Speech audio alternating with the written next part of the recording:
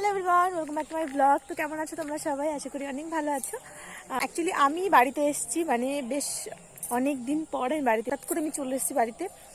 কারণ আমার বাবা আজকে চলে গেছে, মানে চলে গেছে বলতে বাবা কাজে চলে গেছে, মানে কাজে বলতে পারবো না বা ঘুরতে বলতে পারবো না, বাট এত দিন পর মানে টোটাল এই এত বড় হয়েছে এখনও পর্যন্ত দেখিনি যে আমার বাবাকে কখনো আমাদেরকে রেখে কখনো কোথাও যেতে। তো ফার্স্ট টাইম বাবা গেছে লাগছিল, কারণ বাবা, আমি, দিদি আর মাই আমাদের ফ্যামিলিতে। তো সেই হিসেবে বাবা নেই, আর দিদি এখানে থাকে না, মা টোটালি একা থাকে, আর আমি এখানে থাকি না। মা কি করে থাকবে? অনেকগুলো কথা বলে ফেললাম, মানে ইমোশন আটকে অনেকগুলো কথা তোমাদেরকে বলে ফেললাম। তো আজকে তোমাদেরকে না আমি আমার গ্রামটা একটু একটু করে ঘুরে দেখাবো। তো এটা হচ্ছে আমাদের একটা ছোট গ্রাম। তো এই সাইড থেকে আমরা এসেছি, মানে আমাদের বাড়িটা এই সাইডটাতে, আর এই দিকটাতে হচ্ছে আমাদের পাশে আর একটা গ্রাম। তো এই দিকটাতে একটা ক্যাম্প আছে এখানে।